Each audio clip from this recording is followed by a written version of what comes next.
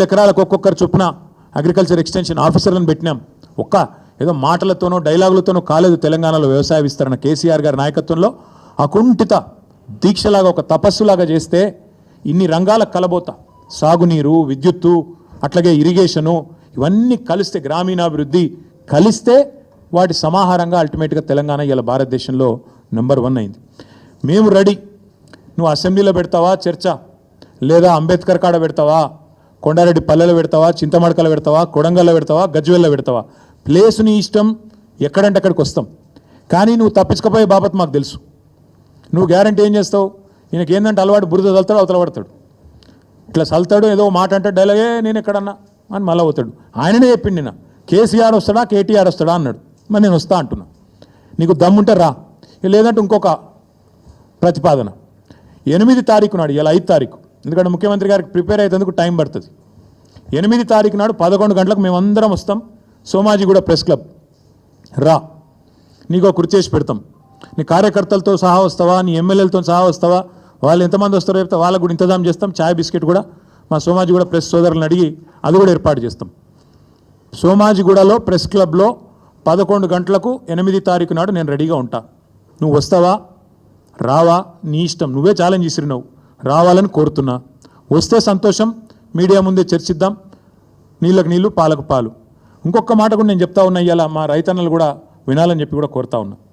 వాస్తవం ఏంది, ఈరోజు సిగ్గు లేకుండా ఈ ముఖ్యమంత్రి రైతు బంద్ వేసినా పండుగ చేసుకోండి అంటుండు.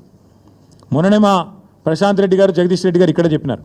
మేము ఒకసారి వేయలేదు, 11 సార్లు మొత్తం 73,000 కోట్ల రూపాయలు రైతుల ఖాతాల్లో వేసినాం. కానీ ఎన్నడూ గింత హడావుడి గింత ఆర్భాటం అయితే చేయలేదు.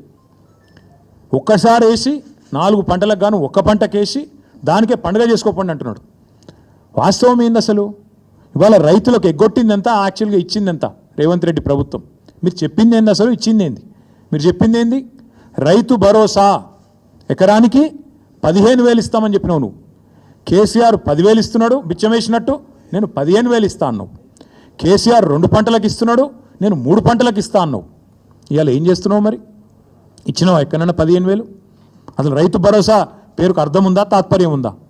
ఇంకొక మాట కూడా అడుగుతా ఉన్నా రేవంత్ రెడ్డిని నేను. నువ్వే కదా ఉత్తరం రాస్తే కౌలు రైతులకు 22 లక్షల మంది కౌలు రైతులకు ఉత్తరం రాసిండి నీ మొగోడు. మీ అందరికీ నేను రాగానే ఇస్తా, ఇచ్చేస్తూనే ఉన్నా, వస్తూనే ఉన్నా, ఇస్తా అని చెప్పి రెచ్చగొట్టిండు. ఇవాళ అసలు రైతులకు ఎగ్గొట్టింది, పట్టదారులకు ఎగ్గొట్టింది ఈ 4 పంటలు కలిపి 24,000 కోట్లు. కౌలు రైతులకు ఎగ్గొట్టింది 15,000 కోట్లు. మొత్తం కలిపితే ఈ ప్రభుత్వం ఒక్క రైతు బంధులనే ఎగ్గొట్టింది 39,000 కోట్లు. ఎట్లా లెక్క అంటారా మీరు? ఆ లెక్క కూడా నేను తీసుకొచ్చిన, మీరు చూసుకోవచ్చు. ఒక్కొక్క ఎకరానికి ఎంత ఎగ్గొట్టిండు, మొత్తం కలిపి 39,000 కోట్లు ఎగ్గొట్టిండు ఒక రైతు బంధుల్నే. ఇక రైతు రుణమాఫీ తీసుకుంటే అక్కడ దాదాపు 38,000 కోట్లు ఎగ్గొట్టిండు. 50,000 కోట్ల లెక్కను 12,000కు రౌండ్ ఆఫ్ చేసి ఆడొక 35,000 కోట్లు ఎగ్గొట్టిండు. రైతు బంధులో ఇంకో 39,000 కోట్లు ఎగ్గొట్టిండు. ఎట్లా అంటారా? 2023-24 రబీలో ఒక్కొక్క ఎకరానికి ఆనాడు 2,500 ఎగ్గొట్టిండు. 5,000 ఇచ్చి చేతులు దులుపుకున్నాడు. అప్పుడే ఎలక్షన్ అయిందన్నాడు. అప్పుడు కేసీఆర్ గారు పెట్టిన 7,500 కోట్లు ఇచ్చిండు. ఇచ్చి 2,500 ఎకరానికి అప్పుడే ఎగ్గొట్టిండు. తర్వాత ఒక పంట అయితే మొత్తానికి ఎగ్గొట్టిండు. ఎందుకంటే కేసీఆర్ ఏమో నాట్లు వచ్చినప్పుడు వేసేది, నాట్లు వేసేటప్పుడు రైతు బంధు వేసేది. ఈయన ఓట్లు వేసేటప్పుడే వేస్తాడు, తర్వాత వేయడు. మా రైతు సోదరులకు నేను చెప్తున్నా, మళ్ళీ ఓట్లు దాటినాయంటే తర్వాత రైతు బంధు ఉండదు. దానికి రైతు బంధుకు రామ్ మర్చిపోండి. రేవంత్ రెడ్డి గారి ప్రభుత్వం రైతు బంధును ఎగ్గొడుతుంది, ఏదో ఒకటి చెప్పి తప్పించుకుంటుంది. ఈ 2024-25లో ఆనాడు మొత్తం 23-24 వానాకాలంలో రబీల్నేమో 5,000 ఇచ్చిండు. మొత్తం 23-24 వానాకాలం ఏమో మొత్తానికి ఎగ్గొట్టిండు 7,500. అటెనక 2024-25 దానిలో కూడా మొత్తం ఎగ్గొట్టిండు 7,500. మొన్న మళ్ళీ 1,500. అంటే మొత్తం కలిపితే ఒక్కొక్క ఎకరానికి 19,000 బాకీ రేవంత్ రెడ్డి ప్రభుత్వం ఒక రైతు బంధుకి. అంటే మొత్తం కలిపితే 1,52,00,000 ఎకరాలకు తీస్తే లెక్క మొత్తం కలిపి ఇప్పుడు నేను చెప్పిన 39,000 కోట్ల రూపాయలు ఎగ్గొట్టింది కాంగ్రెస్ ప్రభుత్వం. టోటల్గా అన్నదాతకు సున్నం పెట్టింది కాంగ్రెస్ ప్రభుత్వం. అట్లాగే ఇక ఆయన చెప్పిన మాటలు, ఎవరు రాహుల్ గాంధీ రుణమాఫీ అన్నాడు, ఏకకాలంలో చేస్తామన్నాడు. డైలాగులు తొడలు కొట్టుడు, మెడలు కొట్టుడు, ఉరుకుని తెచ్చుకోండి, నేను వస్తూనే ఉన్నా వేస్తూనే ఉన్నా అన్నాడు. 49,500 కోట్లను కుదించి కేవలం దాన్ని రౌండ్ ఆఫ్ చేసి ఆఖరికి ఇలా 20,000 కోట్లు చేసినామని బయట చెప్తారు. నిజానికి ఇచ్చింది మాత్రం ఇప్పటికి 12,000 కోట్లు మాత్రమే. అక్కడ ఎగ్గొట్టిండు. అట్లే రైతు కూలీలకు మోసం, 500 బోనస్ అని అక్కడ మోసం, కౌలుదారులకు మోసం, ఆఖరికి పంటలు కొనక అది కూడా మోసం. కొంటే బోనస్ ఇవ్వాలి కదా, మొదలు వడ్లన్నిటికి ఇస్తామన్నారు, దొడ్డు వడ్లకు బోనస్ అని చెప్పిండ్రు. కానీ ఆఖరికి ఏం చేసిండ్రు, సన్న వడ్లకు అన్నారు.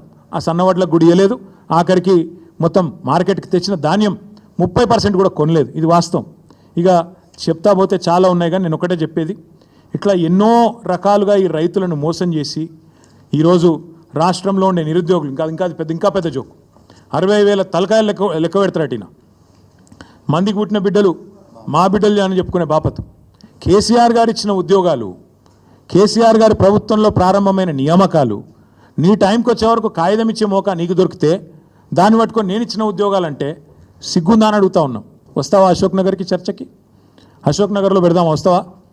నిరుద్యోగుల మధ్యన చర్చ వచ్చింది కదా. నువ్వు మీ రాహుల్ గాంధీ ఛాయ్ తాగి పోజులు కొట్టి తెలుగులో ట్వీట్ పెట్టి మొదటి సంవత్సరంలో 2 లక్షల ఉద్యోగాలు ఇస్తాం అని నరికి 2 ఉద్యోగాలు మాత్రం సంపాదించుకొని నువ్వోటి ఆయన ఒకటి తప్పించుకొని తిరుగుతున్నారు కదా. వస్తావా అశోక్ నగర్కి చర్చకి? దమ్ముందా, సిగ్గుందా? మందికి పుట్టిన బిడ్డలు మా బిడ్డలని చెప్పుకోనికే. ఈ మాట ఎందుకు అంటున్నా అంటే ఇవాళ తెలంగాణలోని ప్రతి వర్గం నీ మోసాన్ని అర్థం చేసుకున్నది. ఇవాళ మా మహిళా తల్లులు 1,000,000 మందిని కోటీశ్వరులను చేస్తాను డైలాగులు కొడుతున్నావు కదా.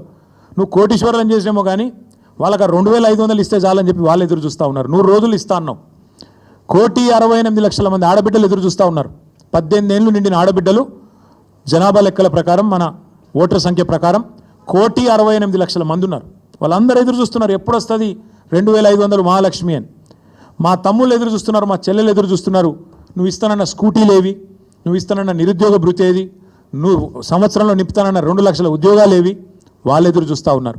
రైతులు ఎదురు చూస్తున్నారు, ఎప్పుడు ఇస్తాడు, ఎప్పుడు చేస్తాడు సంపూర్ణ రుణమాఫీ, ఎప్పుడు ఇస్తాడు 15,000 రైతు బంధు అని.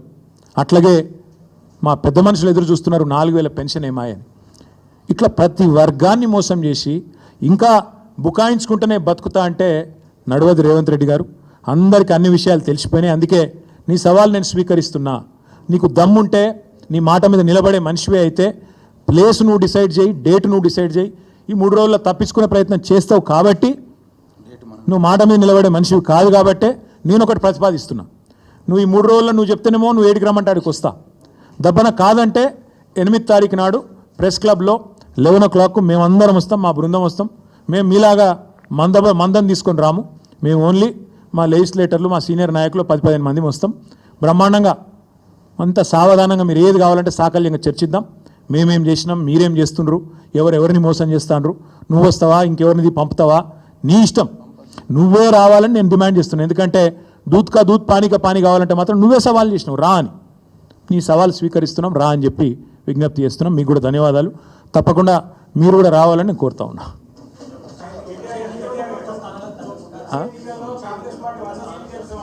వందావని బోందా, నువ్వు మీరు పిచ్చోళ్ళు వందనట. ఆయన సొంత కాన్స్టిట్యున్సీ